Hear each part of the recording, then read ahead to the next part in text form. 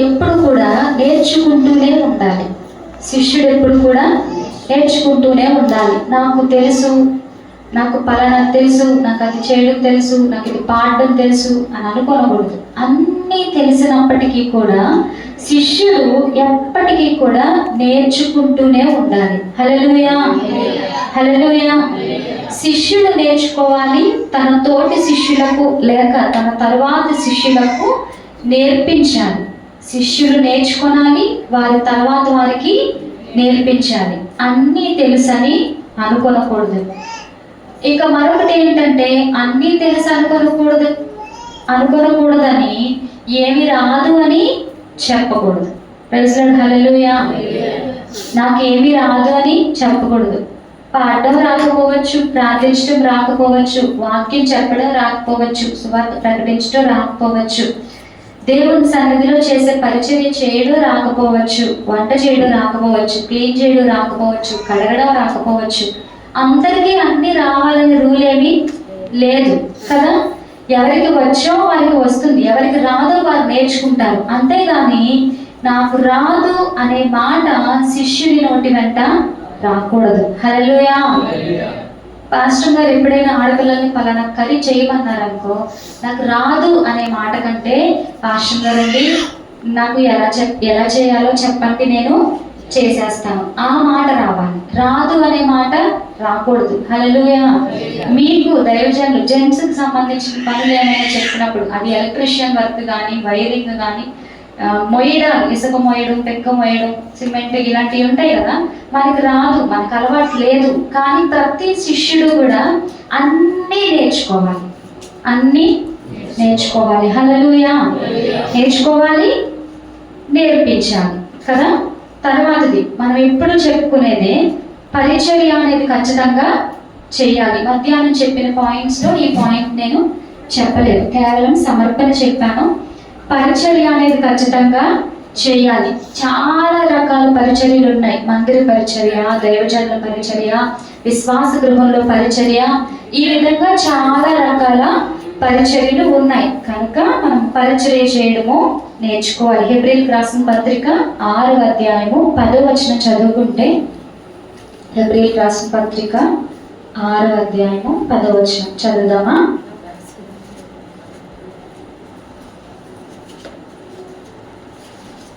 హెబ్రీయులకు రాసిన పత్రిక 6వ అధ్యాయము,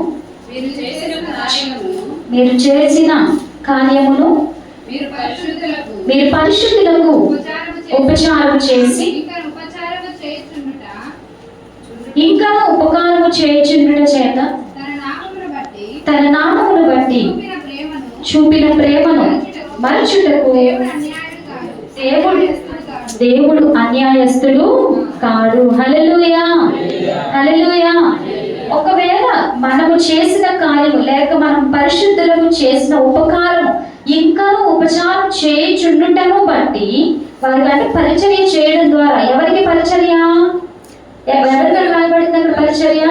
పరిశుద్ధులకు ఉపచారం చేయుచుండుట చేత తన నామమును బట్టి చూపిన ప్రేమను మరచుటకు దేవుడు అన్యాయస్తుడు కాడు. దేనిని బట్టి మనము పరిశుద్ధులకు పరిచర్య చేస్తున్నాము అంటే, దేవుని ప్రేమను బట్టి మనము పరిశుద్ధులకు పరిచర్య చేస్తున్నాము కనుక, తన నామమును బట్టి, యేసుక్రీస్తు నామమును బట్టి మనము చూపిన ప్రేమను మరచుటకు దేవుడు అన్యాయస్తుడు కాడు. అంటే దాని అర్థం ఏంటంటే, మనము చేసిన పని చిన్న పని అయినా పెద్ద పని అయినా దేవుడు దానిని మరచిపోడు. ఖచ్చితంగా మనం చేసే ప్రతి పనిని, ప్రతి పరిచర్యను దేవుడు రికార్డ్ చేస్తాడు తన గ్రంథంలో. మనకంటూ దేవుడు ఒక గ్రంథమును ఉంచి, ఆ గ్రంథంలో మన పేరు లిఖించినప్పుడు మన పేరు కింద రికార్డ్ ఉంటుంది మనం చేసిన ప్రతి పని కూడా. హల్లెలూయా. మనం ఏది చేసినా, చిన్నది చేసినా పెద్దది చేసినా, ఏది చేసినా కూడా ఏముంటుంది అక్కడ? రికార్డు ఉంటుంది. హల్లెలూయా, హల్లెలూయా. అన్నీ కూడా దేవుని సన్నిధిలో జ్ఞాపకార్థముగా చేరుతాయి. మనందరికీ తెలిసింది ఎగ్జాంపుల్, కొర్నేలి చేసిన ధర్మ కార్యములు దేవుని సన్నిధికి జ్ఞాపకార్థముగా చేరినవని మనం చూస్తున్నాం కదా. ఆ విధంగానే మనము పరిశుద్ధులకు పరిచర్య చేయాలి, పరిశుద్ధులకు ఉపచారము చేయాలి. ఫర్ ఎగ్జాంపుల్ అంటే బైబిల్ నుంచే, కానీ నేను రెఫరెన్స్ చూపించకుండా నార్మల్గా చెప్తాను. ఓకే, దైవజనునికి దగ్గరుండి వడ్డించాలి. అది పరిశుద్ధులకు ఉపచారం చేయటం. ఓకే, ఏదో ప్లేట్లో అన్నం పెట్టేసి ఒక పక్కకి ఇచ్చేసి తర్వాత అందరూ కూర్చొని తినడం కాదు. ఎవరో ఒకరు దగ్గరుండి దైవజనునికి దగ్గరుండి వడ్డించాలి. హల్లెలూయా. ఎగ్జాంపుల్ మనం చూస్తే తండ్రి కుమార పరిశుద్ధాత్మలుగా ముగ్గురు మనుషులు అబ్రహాము దగ్గరకు వచ్చినప్పుడు అబ్రహాము అక్కడ నిలబడి ఏం చేశాడు? వారికి వడ్డించారు. ఆదికాండం 18వ అధ్యాయంలో మనకి కనిపిస్తుంది. మొదట వారిని ఏం చేశాడు అంటే అబ్రహాం గారు వారిని ఫస్ట్ అతిథి సత్కారం చేసి ఆహ్వానించారు. నా ఇంటికి వచ్చినందుకు వందనాలు, దయచేసి నీ దాసుని విడిచిపెట్టి పోవద్దు, కొంచెం మంచినీళ్ళు తెచ్చిస్తాను తాగండి, కొంచెం మీకు ఆహారం వడ్డిస్తాను తినండి అని చెప్పి వారిని తాను ఆహ్వానించి కాళ్ళు కడుక్కొండకు నీళ్ళిచ్చి త్రాగడానికి నీళ్ళిచ్చి వారికి ఉపచారం చేసి నిలబడి వారు తింటూ ఉండగా అబ్రహాం ఏం చేశారు? నిలవబడి పెట్టేసి వెనక్కి వెళ్ళిపోలేదు. హల్లెలూయా. నిలవబడి వారికి వడ్డించారు ఆయన. ఈ విధంగా పరిశుద్ధులకు ఉపచారము చేయుట అనేది చాలా అవసరం. అబ్రహాము విశ్వాసులకు తండ్రి. అసలు అబ్రహాము కోసం చెప్పుకుంటే అబ్రహాం లేనిది చరిత్ర లేదు. హల్లెలూయా. ముస్లిమ్స్ రావాలన్నా, ఇటు మనము అంటే విశ్వాసులమైన మనము రావాలన్నా, ఇంకా ఇశ్రాయేలీలు రావాలన్నా వీరందరికీ మూల పురుషుడు ఎవరు? అబ్రహాం. మన తండ్రి అబ్రహాం ఏ విధంగా పరిశుద్ధులకు ఉపచారం చేశారో అదే మాదిరిని మనము కూడా ఏం చేయాలి? పరిశుద్ధులకు ఉపచారం చేయాలి. హల్లెలూయా. దైవజనుడు తినడం స్టార్ట్ చేసిన దగ్గర నుంచి ప్లేట్లో నీళ్లు పోసే వరకు దైవజనుడు చేతుల మీదుగా నీళ్లు పోసిన శిష్యుడు ఎవరు బైబిల్లో? కాశం కదా మిగతా వాళ్ళు. దైవజనుడి చేతుల మీదుగా నీళ్లు పోసిన శిష్యుడు, సీనియర్స్ చెప్పేస్తున్నారు. ఓకే, ఎలీషా కోసం పరిచయ వాక్కు ఏమని ఉంటుంది తెలుసా? షాపాతు కుమారుడే ఎలీషా అని లేదు. హలో, ఏమని లేదు? షాపాతు కుమారుడే ఎలీషా అని లేదు. చూడండి, రాజుల 2వ గ్రంథము 3వ అధ్యాయము 11వ వచనం చదువుదాం. యెహోషాపాతు అతని ద్వారా మనము యెహోవా యొద్ద విచారణ చేయుటకు యెహోవా ప్రవక్తలలో ఒకడైనను ఇచ్చట లేడా అని అడిగెను. అంతటా ఇశ్రాయేలు రాజు సేవకులలో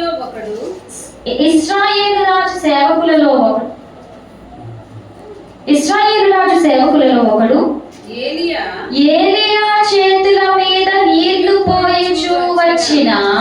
ఓకే, తీసారా అందరూ? రాజుల 2వ గ్రంథము 3వ అధ్యాయము 11వ వచనం చూడండి. ఎన్నో పాదము? 1, 2, 3, 4వ లైన్ చివర. ఏలియా చేతుల మీదుగా నీళ్లు పోయించు వచ్చిన. అప్పుడు చెప్పాడు పుట్టుపూర్వోత్తరాలు షాపాతు కుమారుడైన ఎలీషా. హల్లెలూయా. డైరెక్ట్ గా షాపాతు కుమారుడైన ఎలీషా అని చెప్పలేదు. ఏలియా చేతుల మీద నీళ్లు పోయించు వచ్చిన కదా. అది బయట వాళ్ళ దృష్టికి, లేకపోతే ఎగతాళి చేయవారి, అపహాస్యం చేయవారి దృష్టికి వేరేగా ఉండొచ్చు, కానీ దేవుని దృష్టిలో అది ఎంత ఉన్నతమైన పదవి అని అంటే, ఏలియా అనే దైవజనుడు ఎవరో తెలుసా? మరణము లేకుండా పరలోకమునకు కొనుకోబడిన దైవజనుడు. ఏలియా ఆజ్ఞాపించినప్పుడు 3.5 సంవత్సరములు భూమి మీద వర్షం కురవలేదు. ఏలియా ఆజ్ఞాపించినప్పుడు అనేకమైన అద్భుత కార్యాలు జరిగినవి. ఏలియా ప్రవచించిన ప్రతి ప్రవచనము కూడా నెరవేరింది. ప్రవక్తలందరూ చంపబడుతూ ఉన్న సమయంలో దేవుడు ఏలియా ఒక్కడిని తప్పించి వాడుకున్నాడు. హల్లెలూయా, హల్లెలూయా. అటువంటి గొప్ప ప్రవక్త అయిన ఏలియా యొక్క శిష్యుడి కోసం చెప్తున్న మాట. ఆ గొప్ప ప్రవక్త ఉన్నాడు చూశారు, పెద్ద పాస్టర్ గారు ఏలియాని. ఆయన ప్రవక్త కదా, అనేక ప్రవచనాలు చెప్పాడు కదా. ఆయన దగ్గరున్నాడండి ఒక వ్యక్తి, ఆయన చేతుల మీద నీళ్లు పోసేవాడు అని చెప్తున్నారు ఇక్కడ. హల్లెలూయా. అంటే ఎలీషా కోసం అందరికీ తెలియాలి అంటే ముందు ఎవరి కోసం తెలియాలి? ఏలియా కోసం తెలియాలి. ఏలియా కోసం తెలియకుండా నాకు నేనుగా వచ్చి ఇంట్రడ్యూస్ చేసుకుందామంటే ఎలీషాకు అక్కడ పరిచయము లేదు, ఎలీషాకు అడ్రస్ అనేది లేదు. ఎలీషా అడ్రస్ ఎవరు అని అంటే ఏలియా చేతుల మీద నీళ్లు పోయిచూ వచ్చిన వాడు. హల్లెలూయా. శిష్యుని యొక్క అడ్రస్ ఏమై ఉండాలి అంటే తన దైవజనుని పేరు చెప్పి మాత్రమే శిష్యుడిగా పిలువబడాలి. అలాగే పిలువబడతారు నిజమైన శిష్యులు అయితే. హల్లెలూయా, హల్లెలూయా. చూడండి, బయట చర్చెస్ లో కూడా హోసానా మినిస్ట్రీస్ నుంచి వచ్చిన వారు మేము హోసానా మినిస్ట్రీస్ నుంచి వచ్చామని చెప్తారా చెప్పరా? వారు అలా చెప్పని బట్టికే వారి బ్యాక్గ్రౌండ్ మనకు అర్థమవుతుంది, వారి పునాది మనకు అర్థమవుతుంది. ఏమీ లేకుండా ఊరికే పరిచయం చేస్తే మనం ఏమనుకుంటాం? అసలు నిజం చెప్పాలంటే వారంత ఎక్కువగా డెవలప్ అవడానికి గల కారణం ఆ పేరే, అవునా కదా? హోసానా మినిస్ట్రీ చర్చ్ అనగానే ఏ దైవజనుడు అని చూడరు, వెళ్ళిపోతారు చర్చికి. హల్లెలూయా. అంటే దేవుడు ఆ పరిచర్యలను అంతగా హెచ్చించాడు. అదే విధంగా శిష్యుడిగా పిలువబడుచున్న మనము నేను పైకెత్తబడాలి, నా పేరు చెప్పబడాలి అనుకోవడం కాదు. ఫస్ట్ నా దైవజనుడు తర్వాత నేను. హల్లెలూయా, హల్లెలూయా. అప్పుడు మనము ఒకవేళ ఎవరినైనా శిష్యులు తయారు చేసినప్పుడు, మనము దేవుని చేతిలో బలముగా వాడబడినప్పుడు పలానా వారి శిష్యులు అని నిన్ను గురించి చెప్తారు. మనము మన దైవజనుడిని గౌరవించకపోతే మన శిష్యులు మనలను గౌరవించరు. హల్లెలూయా. గనుక పరిచర్య ఉపచారము మనము చేయాలి కదా. హల్లెలూయా. ఇంకా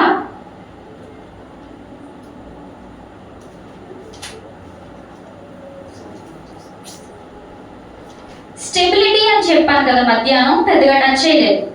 స్థిరత్వం అనేది ఖచ్చితంగా ఉండాలి. స్థిరత్వం లేకుండా అంటే ఇక్కడ ట్రైనింగ్ అయితే ఇక్కడే ట్రైనింగ్ అవ్వాలి, ఇక్కడ కొంచెం ట్రైనింగ్ అయ్యి మళ్ళీ ఇంకో దగ్గరికి వెళ్ళి ఇంకో దగ్గర ట్రైనింగ్ అయ్యి మళ్ళీ హోసానా మినిస్ట్రీస్కి వెళ్ళి అక్కడ ట్రైనింగ్ అయ్యి టీపీఎంకి వెళ్ళి అక్కడ ట్రైనింగ్ అయ్యి ఇంకో దగ్గరికి వెళ్ళి అక్కడ ఇలా ట్రైనింగ్ అయ్యారనుకో ఉపదేశం ఒకటి అవ్వదు, వాక్యం ఒకటి అవ్వదు, డైవిజన్ ఒకటి అవ్వడు, ఆత్మ నడిపింపు ఒకటి అవ్వదు.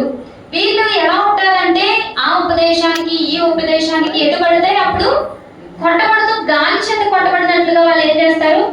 ఒకటి చెప్తారు, ఇది సరికాలం ఇంకొకరు చెప్తారు. అలా కాదు, ఏ ఉపదేశ క్రమమునకు అప్పగింపబడితేమో ఆ ఉపదేశ క్రమమును గట్టిగా చేపట్టాలి. హల్లెలూయా.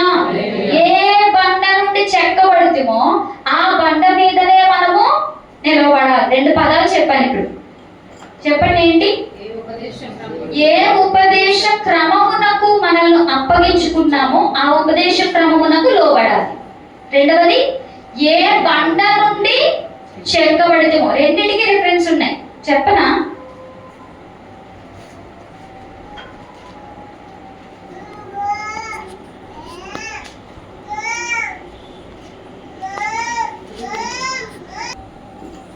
రోమపత్రిక 6:17 అక్కడ ఉపదేశ క్రమము కొరకు ఏ ఉపదేశ క్రమమునకు అప్పగింపబడితిరో దానికి హృదయపూర్వకముగా లోబడిన వారై అని ఉంటుంది. ఓకే, నెక్స్ట్ చాలు, ఒక రిఫరెన్స్ రాసుకోండి. యెషయా గ్రంథం 51వ అధ్యాయము మొదటి వచనము 2వ లైన్లో మనం చూస్తాం. మీరు ఏ బండ నుండి చెక్కబడితిరో దానిని ఆలోచించుడి. యెషయా గ్రంథం 51వ అధ్యాయం మొదటి వచనం. ఏ బండ నుండి చెక్కబడితిరో దానిని ఆలోచించుడి. Praise Lord. హల్లెలూయా. స్టెబిలిటీ అనేది ఉండాలి, నిలకడ ఉండాలి, స్థిరమైన జీవితం, స్థిరమైన పునాది ఉండాలి.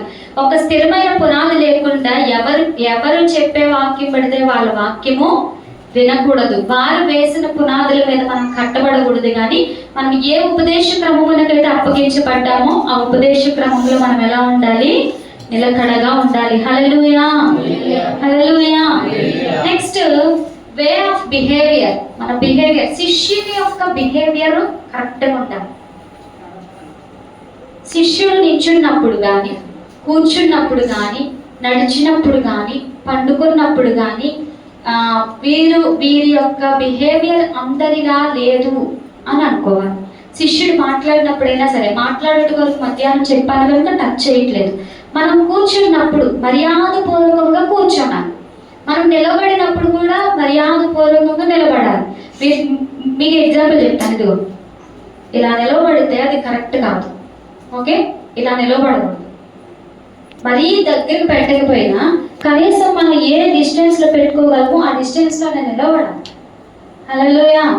ఇలా వీ షేప్లో కాళ్ళు పెట్టి కూడా నిలబడకూడదు. హల్లెలూయా. కనుక నిలబడ్డ రావాలి. ఇప్పుడు ఇక్కడ లోపలగా పబ్లిక్ కాదు కాబట్టి సరిపోయింది, ఇక్కడ మన ప్లేసే కాబట్టి. బయట మనం సువార్త ప్రకటించడానికి వెళ్తాం. సువార్త ప్రకటించడానికి వెళ్ళిన దేవుడు లోకంలో ఎంతో బాగుంటుంది అది ఏమైనా కదా. నీట్గా నిలబడి బైబిల్ గ్రంథాన్ని పట్టుకొని ప్రభువైన యేసుక్రీస్తు నామం, చూడండి ఎంత బాగుందో కదా. ప్రభువైన యేసుక్రీస్తు నామంలో మీకు వందనాలు తెలియజేస్తున్నాం. మేము సువార్త ప్రకటించడానికి వచ్చిన్నాము. కొద్ది నిమిషాలు మా మాటలు మీరు వినవలసిందిగా కోరుచున్నాం. ఎంత బాగుంది. ఆ మాట్లాడే విధానం కూడా శిష్యునికి తగిన నోరు ఉండాలి. నిలబడే విధానం కూడా శిష్యునికి తగినట్లుగా నిల్చోవాలి, శిష్యునికి తగినట్లుగా కూర్చోవాలి. కూర్చునే పిల్లలు నేను చూసాను ఇందాక, అందుకే చెప్తున్నాను. కూర్చునే పిల్లలు చైర్లో కూర్చున్నప్పుడు ఆడపిల్లలైనా సరే మగపిల్లలైనా సరే ఇదిగో ఇలా కూర్చోవాలి. రెండు కాళ్ళు ఎక్కడున్నాయి? నా ముందే కదా ఉన్నాయి కదా. ఇటు ఇటు కాళ్ళు వెళ్ళిపోవడం, ఇలా ఇలా కాళ్ళు ఊపడం. ఓకే, నీట్గా కూర్చోవాలి. మీకు ఎలా ఫ్లెక్సిబుల్ అయితే అలా కూర్చోండి. మీరు మడ వేసుకుని కూర్చుంటారో లేకపోతే కాళ్ళు కింద పెట్టుకుంటారో ఎలా అయినా కూర్చోండి, మీ కాళ్ళ పరిస్థితిని బట్టి. కానీ ఆ కూర్చోవడమే ఎలా కూర్చోవాలి? మర్యాదగా కూర్చోవాలి. మఠంలో మర్యాద ఉంది, నిల్చోవడంలో మర్యాద ఉంది. మామూలు కూర్చొని కింద కూర్చొనే కాదు, చైర్లో కూర్చోవడంలో కూడా ఏముంటుంది? మర్యాద ఉంటుంది. చర్చ్లో కాబట్టి అందరు కింద కూర్చున్నారండి. బయట ఏదైనా మీటింగ్కి వెళ్తాం, మనం ఎక్కడ కూర్చోవాల్సి వస్తుంది? చైర్లో కూర్చోవాల్సి వస్తుంది కదా. చైర్లో కూడా ఎలా కూర్చోవాలో మనము నేర్చుకోవాలి. హల్లెలూయా, హల్లెలూయా. ఇంకా నడవడం ఇలాగే మన ఇష్టం. ఒకసారి అయితే మన ఇష్టం వచ్చినట్టు అక్కడో గడుగు ఎక్కడో గడుగు వేసుకుని నడవకూడదు. ఓకే, ప్రాక్టీస్ చేయండి. వాకింగ్ చేస్తున్నారు కదా, వాకింగ్ చేసినప్పుడు ప్రాక్టీస్ చేయండి నడవడం. మీరు కాళ్ళు చూసుకోండి, కాళ్ళు ఫ్రంట్ జస్ట్ ఇలాగ అంతే. ఇటు వెళ్ళకూడదు, ఈ అడుగు ఇటు వెళ్ళకూడదు. ఇటు వెళ్ళిందంటే మనం నడక మారిపోతుంది. ఓకే, అటు వెళ్ళకూడదు అడుగు. సో నడిచే విధానం కూడా మనం ఏం చేయాలి? మర్యాద పూర్వకంగా నడవాలి. మన నడక చెప్పేస్తుంది మన ప్రవర్తన ఎటువంటిదో. హల్లెలూయా. ఏది చెప్తుంది? నడక మన ప్రవర్తన ఎటువంటిదో చెప్తుంది. మనం సరైన వారమా, మన క్యారెక్టర్ సరి అయినదా కాదా అనేది మన నడక చెప్తుంది. ఇక పడుకోవడానికి వచ్చేసరికి ఎవరైతే చాలా మంది బెడ్ మీద కూర్చుంటే చాలు మొత్తం దుప్పటంతా జరిగిపోద్ది కదా. అవి చిన్నవి ఎవరు చెప్పకపోయినా శిష్యత్వపు క్లాస్ కాబట్టి ఇది ఖచ్చితంగా చెప్పాలి. కాబట్టి నేను సిగ్గుపడకుండా చెప్తున్నాను, మీరు సిగ్గుపడకుండా వినండి. ఓకే, ప్రైజ్ లార్డ్, హల్లెలూయా. పడుకున్నప్పుడు రాత్రి పడుకున్నామంటే పొద్దున వరకు ఆ దుప్పటి ఏమవకూడదు, చెరగకూడదు, అలా పడుకోవాలి. హల్లెలూయా. చాలా మందికి దుప్పటి అంతా ఇలా వచ్చేసి ఆ కింద వీపు దగ్గర ఉండిపోద్ది. చాలా మందికి మొత్తం దుప్పటంతా పోయి కాళ్ళ దగ్గరికి వచ్చేస్తుంది. హల్లెలూయా.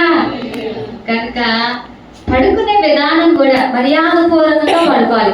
మీరు స్ట్రైట్ గా పడుకుంటే స్ట్రైట్ గా, సైడ్కి తిరిగి పడుకుంటే సైడ్కి తిరిగి, మీరు ఎలా పడుకున్నా మీ పొజిషన్ ని బట్టి మీ పరిస్థితిని బట్టి మీరు పడుకుంటారు, అంతే కదా. ఎలా పడుకున్నా సరే అది ఎలా ఉండాలి? మర్యాదపూర్వకంగా ఉండాలి. ఇంట్లో ఎలా పడితే అలా పడుకుంటాం, మరి బయటకు వెళ్ళినప్పుడు ఇంట్లో పడుకోవడం సరిగ్గా పడుకోవడం అలవాటు అయితే బయటికి వెళ్ళినప్పుడు పెద్ద ఇబ్బంది పడడం. ఇంట్లో సరిగ్గా పడుకోవడం అలవాటు కాకపోతే బయటికి వెళ్ళినప్పుడు దుప్పటి కప్పుకుని పడుకోవాల్సి వస్తుంది కదా. ఎవరైనా ఎలా పడుకుంటారో నాకు తెలీదు అని ఏం చేస్తాం, మనం దుప్పటి కప్పుకుని పడుకోవాల్సి వస్తుంది. ప్రైజ్ లార్డ్, హల్లెలూయా.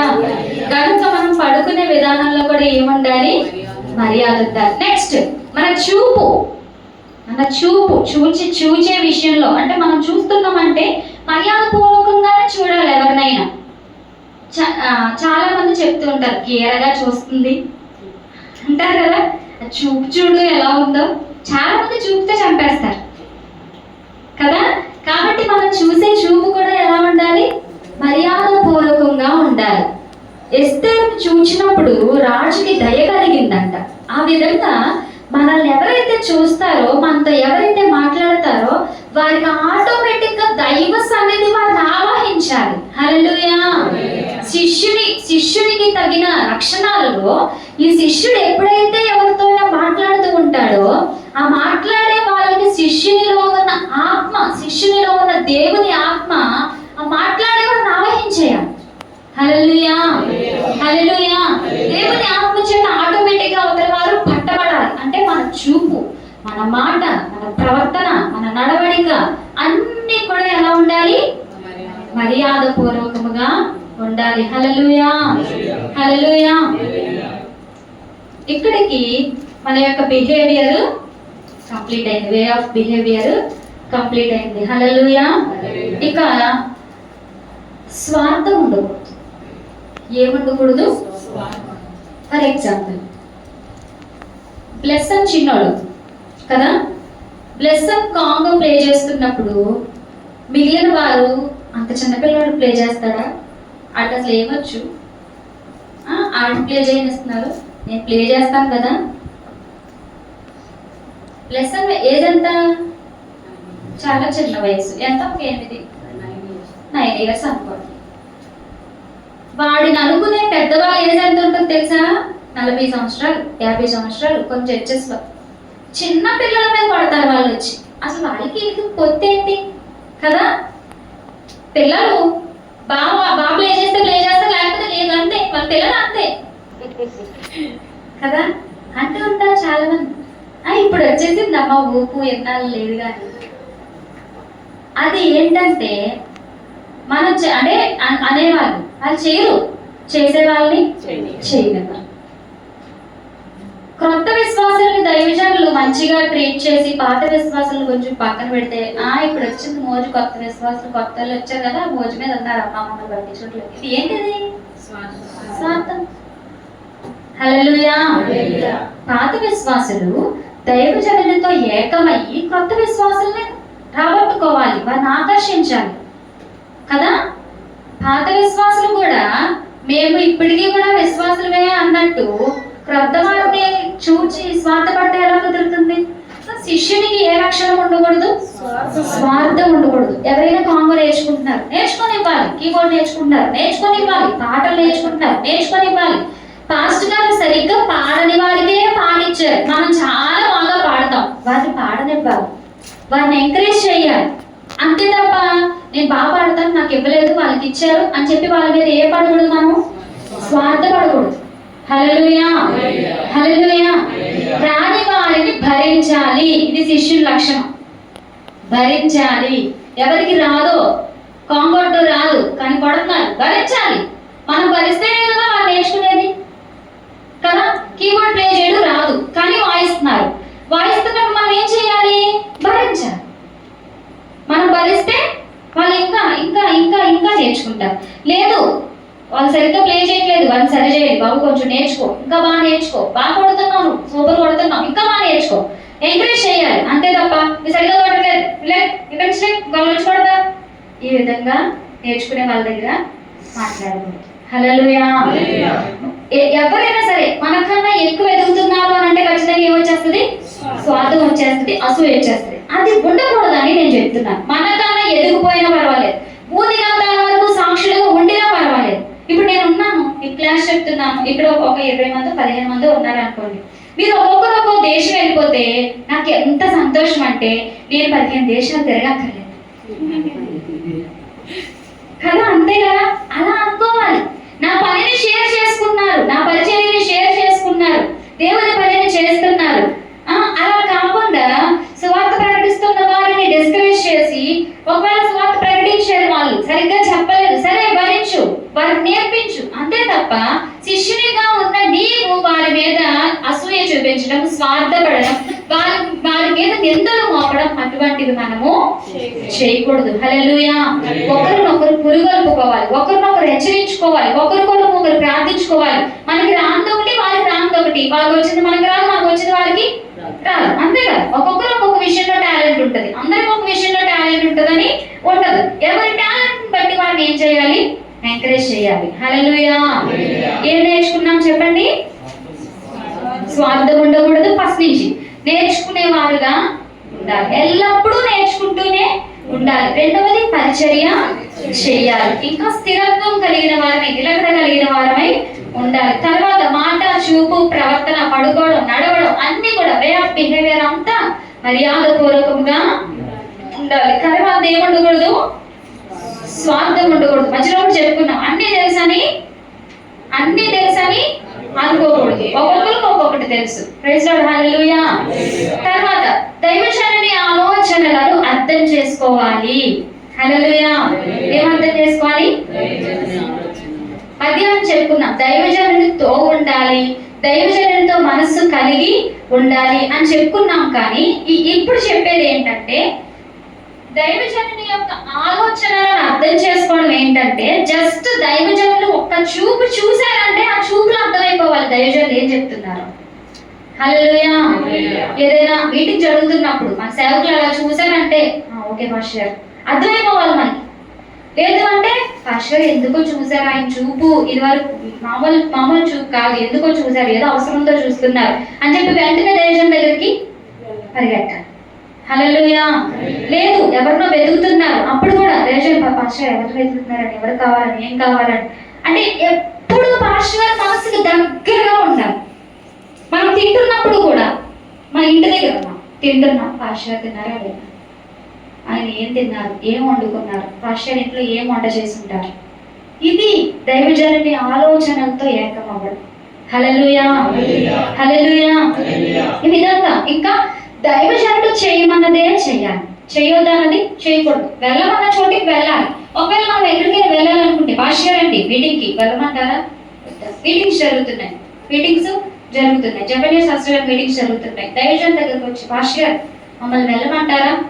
పాస్టర్ గారు వెళ్ళమంటే వెళ్ళు, నో ప్రాబ్లం. పాస్టర్ గారు వద్దు అన్నారు అనుకోండి, వెళ్ళొద్దు. అది ఎంత మంచి మీటింగ్ అయితే వెళ్ళొద్దు. హల్లెలూయా. అది మీ కంచెలో మీరు ఉన్నట్టు. మీరు కానీ దైవజనుడు వద్దు అన్నదానికి వెళ్ళారంటే ఏం క్రాస్ చేశారు? కంచె దాటిపోయారు. హల్లెలూయా. శిష్యుని యొక్క లక్షణం ఏంటి అంటే చేసే అంటే చెప్పిన పని మాత్రమే చేయాలి. ఇంకా దైవజనుని ఆలోచనలతో మమేకమై ఉండాలి. దైవజనుని యొక్క సైగలు, ఎక్స్ప్రెషన్స్ కూడా మనం ఏం చేయాలి? అర్థం చేసుకోవాలి. దైవజనునికి దాహం వేస్తుంది అనుకోండి, మీకు అర్థమైపోవాలి. నిజంగా చెప్తున్నా, దైవజనునికి దాహం వేస్తుంది, మీకు అర్థమైపోవాలి. లేదు దైవజనుడు మీటింగ్ లో ఉన్నారు, మీకు ఆలోచన రావాలి, పాస్టర్ దగ్గర మంచి ఎవరైనా పెట్టారా లేదా, అర్థమవుతుందా? ఇది లక్షణం. ఇంకా అన్ని పాస్టర్లే చూసుకోరు, సంఘం అంతటికి మంచినీళ్ళు ఉన్నాయా లేదా, అది మనమే చూసుకోవాలి. శిష్యుని యొక్క లక్షణం చెప్తున్నాం. విశ్వాసం అందరూ వీటిని పట్టించుకోరు, విశ్వాసులకు అది అవసరం లేదు, వారు వస్తారు, కూర్చుంటారు, వెళ్ళిపోతారు. కానీ శిష్యులుగా ఉన్నవారు అన్ని పట్టించుకోవాలి, అన్ని బాధ్యతలు చూసుకోవాలి, అన్నిటినీ సర్దుకొని పాస్టర్ గారితో పాటు అన్ని పాస్టర్ గారే చెప్పరు, పాస్టర్ గారితో ఆలోచనలతో మమేకమై దైవజనుడు మర్చిపోయిన వాటిని సహితము మనం చేయాలి. ఆయనకు గుర్తు చేస్తూ ఉండాలి, మనం చేస్తూ ఉండాలి. హల్లెలూయా. హల్లెలూయా. దైవజనుని ఆకలిని గుర్తించగలగాలి, దైవజనుని దాహమును గుర్తించగలగాలి. అది ఆత్మ సంబంధమైన ఆకలి కావచ్చు, శరీర సంబంధమైన ఆకలి కావచ్చు. ఆత్మ సంబంధమైన దాహం, పాస్టర్ ఒక్కొక్కసారి స్వార్థ ప్రకటించాలని ఉంటది, టైంకి ఎవరు తోడుండరు. అటువంటి టైంలో మనం ఖాళీ ఉంటే వెంటనే దైవజనుడు ఫోన్ చేసినా చేయకపోయినా మామూలుగా అయినా సరే మనం ఇళ్లలో ఖాళీగా ఉన్నప్పుడు విశ్వాస గృహానికి రావడం అలవాటు చేసుకోవాలి, విశ్వాస గృహంలో ఉండాలి. మన శిష్యులుగా మారాలనుకుంటే, లేకపోతే అవసరం లేదు. హల్లెలూయా. విశ్వాస గృహంలో ఉండాలి, విశ్వాస గృహమునకు రావాలి, విశ్వాస గృహమునకు మేలు చేయాలి, పరిశుద్ధులకు ఉపచారము చేయాలి. హల్లెలూయా. ఇంట్లో ఖాళీగా ఉండి ఫోన్ చూసుకునే కంటే, ఆటలు ఆడుకునే కంటే, కబుర్లు చెప్పుకునే కంటే మీరు అదే టైం దైవజనుడి ఇంటికి వచ్చి విశ్వాస గృహమునకు వచ్చి చేసే పరిచర్య వలన మీ టైం సేవ్ అవుతుంది. ఈ సేవ్ అయిన టైంలో మీకు బ్లెస్సింగ్ కూడా పైకి రికార్డ్ అవుతుంది. హల్లెలూయా. హల్లెలూయా. ఎన్ని విషయాలు చెప్పుకున్నాము? 6 విషయాలు చెప్పుకున్నామా? లాస్ట్ ఏంటంటే దైవజనునితో సహవాసం చేయాలి. తో ఉండాలి, మనసు కలిగి ఉండాలి, అన్నీ ఓకే. ఒకవేళ మనం దూరముగా ఉన్నాం, ఒక ఆదివారం మిస్ అయ్యాం అనుకోండి, ఒక ఆదివారం మిస్ అయ్యాం, నేను ఆదివారం మానేసాను కదా నన్ను అడుగుతారేమో అని చెప్పి వెళ్ళడం మానేయడం కాదు. ముందుగా ఒక ఫోన్ చేయాలి, పాస్టర్ గారు నేను ఈరోజు రాలేకపోతున్నానండి, నా పని వలన నేను ఈరోజు రాలేకపోతున్నాను. ఎందుకంటే శిష్యుడు అయిన నీవు రాకపోతే నీవు చేసే పని చేసిన ఎవరు చేస్తారు కదా?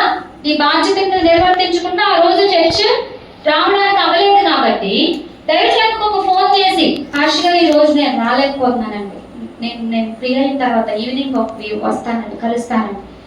ఏ రోజైతే మనం యాబ్సెంట్ అయ్యామో, యాబ్సెంట్ అవ్వకూడదు, అటెండెన్స్ అనే రూల్ ప్రకారం అటెండెన్స్ ఖచ్చితంగా ఉండాలి. కానీ ఒకవేళ ఏదైనా అనివార్య కారణముల వలన మనం మిస్ అయితే, యాబ్సెంట్ అయితే వెంటనే మన పని అయిపోగానే దైవజన్ దగ్గరకు వచ్చి పాస్టర్ నేను రాలేకపోయానండి, నన్ను క్షమించండి, మీ యొక్క దైవజన్నికి నీకు మధ్య ఉన్న కనెక్షన్ బట్టి క్షమించమని అడగాల. వద్దనేది అర్థమైపోద్ది, ఆయన మీకు తండ్రి కదా, దైవజనుడు మనకి ఏంటి తండ్రి కనుక పలానా సమయంలో నేను రాలేకపోయాను, అప్పుడు రాలేకపోతే తర్వాత అయినా రావాలి. మనం ఏదైనా ఊరు నుంచి వచ్చాం, దైవజనునికి మనకున్న కనెక్షన్ ఎలా ఉండాలంటే ఊరు నుంచి రాగానే ఇల్లందరినీ చక్కబెట్టుకోవడం, చుట్టుపక్కల చక్కబెట్టుకోవడం, ఫస్ట్ ఎవరిని కలవాలి? దైవజనులు కలవాలి. దైవజనులు కలిసి మాట్లాడుకొని సహవాసం చేసి అప్పుడు నువ్వు బయటికి వెళ్ళి పనులను చక్కబెట్టుకోవచ్చు. ప్రైజ్ లార్డ్, హల్లెలూయా. అంటే దైవజనులతో ఏం చేయాలి? సహవాసం చేయాలి. హల్లెలూయా, హల్లెలూయా. ఇవి శిష్యుడికి ఉండవలసిన లక్షణములు. చెప్పండి, ఏమేమి చెప్పుకున్నాము? వినే చెవి కలిగి ఉండాలి, తక్కువగా మాట్లాడాలి, అవైలబుల్ గా ఉండాలి, అందుబాటులో ఉండాలి, హాజరు ఉండాలి, ఏముండాలి? అటెండెన్స్. తగ్గించుకోవాలి, లోబడాలి, విధేయత కలిగి ఉండాలి, ఇంకా వెంబడించాలి, అంటి పెట్టుకొని ఉండాలి, దైవజనులతో ఉండాలి, దైవజనులతో మనస్సు కలిపి నమ్మకంగా ఉండాలి, సమర్పణ కలిగి ఉండాలి, అప్పగించుకోవాలి, ఇంకా అంతేనా? నేర్చుకునే వారిగా ఉండాలి, పరిచర్య చేసేవారిగా, ఉపచారం చేసేవారిగా ఉండాలి. అది రాదు ఇది రాదని అనకూడదు. ఇంకా ఇంకా స్టెబిలిటీ, స్థిరత్వం కలిగిన వారిగా మనము ఉండాలి, ఇంకా బాధ్యత కలిగిన వారిగా ఉండాలి, స్వార్థము ఉండకూడదు, స్వయిష్టము కలిగి ఉండకూడదు, అన్ని తెలుసని అనుకోనకూడదు, ఇంకా మంచి ప్రవర్తన, వే ఆఫ్ బిహేవియర్ కరెక్ట్ గా ఉండాలి, ఇంకా దైవజనుని యొక్క ఆలోచనలను అర్థం చేసుకోవాలి, దైవజనుని యొక్క అవసరతలను తీర్చాలి, దైవజనునితో సహవాసము చేయాలి, దైవజనునికి ఇచ్చే రెస్పెక్ట్ దైవజనునికి ఇవ్వాలి. హల్లెలూయా. లాస్ట్ విషయం ఏంటంటే దేవుడు ఉండే ప్లేస్ లో ఆయనను మనం చూడలేము కనుక దేవుడికి ప్రతినిధిగా దేవుడు ఎవరిని నిలబెట్టాడు? దైవజనుని నిలబెట్టాడు. హల్లెలూయా. మనం ఆయనకి వడ్డించేది దేవునికి చేసినట్లుగా, మనం ఆయనకి చేసే పరిచర్య దేవునికి చేసినట్లుగా బైబిల్ గ్రంథంలో రాయబడుతుంది. దేవునికి తగినట్టుగా పరిచర్య చేయండి. హల్లెలూయా, హల్లెలూయా. ఎవరికి తగినట్టుగా చేయాలి? దేవునికి చేసినట్లుగా, దేవునికి తగినట్టుగా మీరు చెయ్యండి అని రాయబడుతుంది. ప్రైజ్ లార్డ్, హల్లెలూయా, హల్లెలూయా. అంటే దైవజనుణ్ణి మనం ఎవరిగా ఎంచాలి అంటే దేవుని ప్రతినిధిగా, దేవుని స్థానంలో ఉన్న వ్యక్తిగా మనము దైవజనులను ఎంచాలి. హల్లెలూయా, హల్లెలూయా. ఆ రిఫరెన్స్ కనిపించినప్పుడు నేను మీతో పంచుకుంటాను. ఓకే, ఇక్కడ వరకు శిష్యుని యొక్క లక్షణములు, శిష్యుని యొక్క అర్హతలు కంప్లీట్ అయినవి. మీకు అంటే చాలా ఉండవచ్చు, కానీ ఇందులో అన్ని కూడా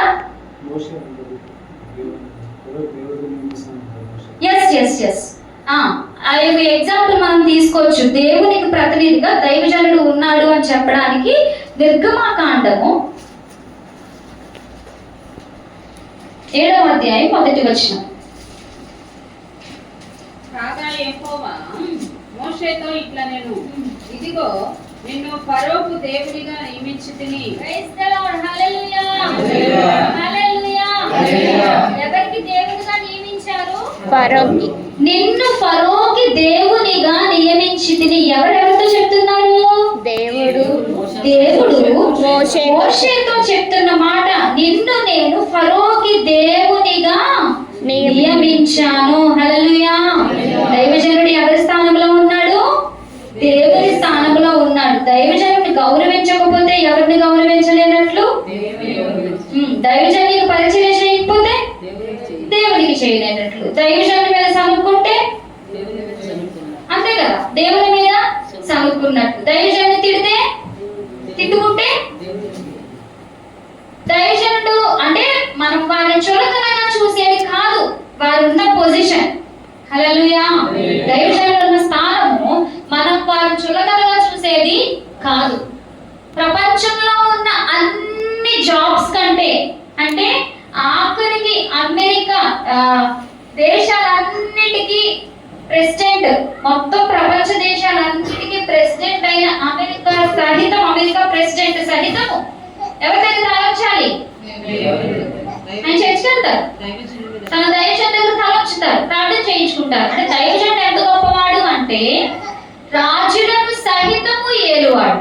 రాజులు దేశాలు వెళ్తారు, రాజులు ప్రాంతాలు వెళ్తారు, ప్రపంచాన్ని ఏలొచ్చు, కానీ రాజులను సహితము ఏలువాడు దైవజనుడు. అటువంటి దైవజనుడి ఒక ప్రాంతానికి దేవుడు పరిమితం చేసి, నువ్వు ఈ ప్రజలందరినీ నీకు అప్పగిస్తున్నాను, నీవు నాకు బదులుగా వీరితో మాట్లాడు అని చెప్పి దేవుడు దైవజనుడిని మనకి నియమిస్తారు. హల్లెలూయా. కనుక మన దైవజనుడికి ఎటువంటి రెస్పెక్ట్ ఇవ్వాలి? దేవునికి ఇచ్చే రెస్పెక్ట్ మనం దైవజనుడికి ఇవ్వాలి. హల్లెలూయా. హల్లెలూయా. దేవుడి యొక్క మాటలను దీవించును గాక.